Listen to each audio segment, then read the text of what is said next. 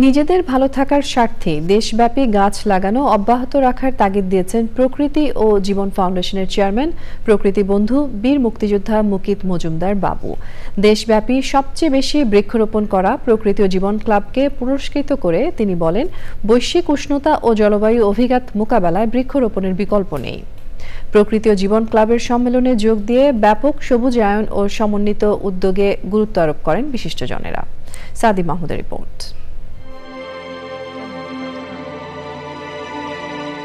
উন্নয়ন আর অগ্রগতির নামে শতাব্দীর পর শতাব্দী নির্বিচার প্রকৃতি ধ্বংসের ফলে হুমকিতে ধরিত্রী তথা পুরো সভ্যতা। সংকটকে আরও ঘনীভূত করেছে জলবায়ু পরিবর্তনের অভিঘাত ও ক্রমবর্ধমান বৈশ্বিক তাপমাত্রা। ভবিষ্যতের নিরাপদ আবাস বিনির্মাণের অংশ হিসেবে পরিবেশ, প্রতিবেশ ও বাস্তুতন্ত্র সংরক্ষণে প্রকৃতি ও জীবন ফাউন্ডেশনের বহুমুখী কার্যক্রমের অংশ হিসেবে 2022 সালে যাত্রা করে প্রকৃতি ও জীবন ক্লাব। দেশের মানুষকে, বিশেষ করে তরুণ প্রজন্মকে পরিবেশ সংরক্ষণে যুক্ত করার পাশাপাশি সার্বিক সচেতনতা বৃদ্ধিতে 2023 সালের মতো 24 সালেও বৃক্ষরোপণ ও চারা বিতরণ করেছে ক্লাবটি। গেল বছরের 10 লাখের বিপরীতে এবার গত 5 জুন থেকে 31 অক্টোবর পর্যন্ত দেশব্যাপী রোপণ ও বিতরণ করা হয়েছে 12 লক্ষাধিক গাছের চারা। চ্যানেল আইতে আয়োজিত সম্মেলনে সবচেয়ে বেশি গাছের চারা রোপণ ও বিতরণের জন্য ভোলা জেলা প্রকৃতি ও জীবন ক্লাবকে প্রথম, বরিশালকে দ্বিতীয় এবং ঝিনাইদহকে তৃতীয় ঘোষণা করা হয়। নগদ অর্থের পাশাপাশি বিশেষ সম্মাননা দেওয়া হয় বিজয়ীদের।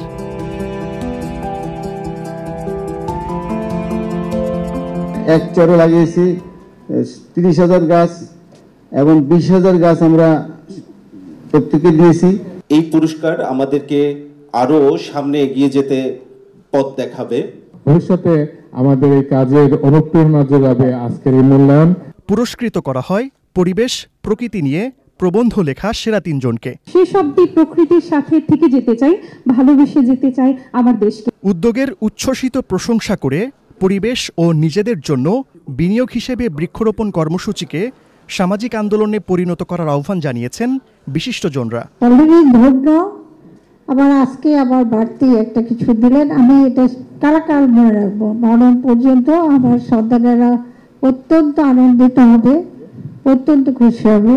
বৃক্ষরোপণের মাধ্যমে শুরু হয়েছে, কিন্তু এর ব্যাপ্তি ধীরে ধীরে বৃদ্ধি পাচ্ছে এবং সেই ধারাবাহিকতাই কিন্তু এবার একটি নতুন সংযোজন, সেটি হচ্ছে রচনা প্রতিযোগিতা। আমার সৌভাগ্য হয়েছিল এই ইভেন্টে বিচারক হিসেবে থাকার। ভবিষ্যৎ প্রজন্মের নিরাপদ সবুজ বাংলাদেশ গড়তে সব পক্ষকে এগিয়ে আসার আহ্বান জানিয়েছেন প্রকৃতি বন্ধু বীর মুক্তিযোদ্ধা মুকিত মজুমদার বাবু। গাছ লাগানো এবং নানা ধরনের কর্মকাণ্ড প্রকৃতিজন ক্লাবের মাধ্যমে হচ্ছে। অ্যাটলিস্ট আমরা বাংলাদেশের জন্য কিছু করতে পারছি এবং এই যে কিছু করার ব্যাপারটা, এটাই কিন্তু আমাদের অব্যাহত রাখতে হবে। এই দেশটা আমাদের, সুতরাং আমরা যদি এই দেশটাকে ভালো রাখতে চাই এবং উষ্ণতা কমাতে চাই এবং অক্সিজেনের ঘাটতি কমাতে চাই, কার্বনকে কমাতে চাই, সেই ক্ষেত্রে কিন্তু গাছের বিকল্প নেই এবং সবচেয়ে সহজ একটি কাজ গাছ লাগানো। আবার কঠিনও এই কারণে একে পরিচর্যা করে বড় রাখতে হয়, বড় করতে হয়। আমরা আমাদের দেশটাকে ভালো রাখবো। আমরা এই প্রকৃতিজন ক্লাবের মাধ্যমে সারা বাংলাদেশে আমাদের পক্ষে যা করা সম্ভব তাই করা উচিত কিন্তু, এবং সেই কাজটি এগিয়ে নিয়ে যাব আমরা সবাই মিলে।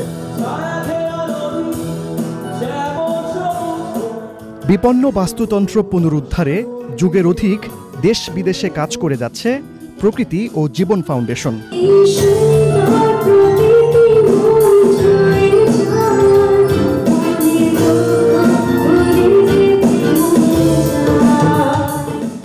সাদি মাহমুদ, চ্যানেল আই, ঢাকা।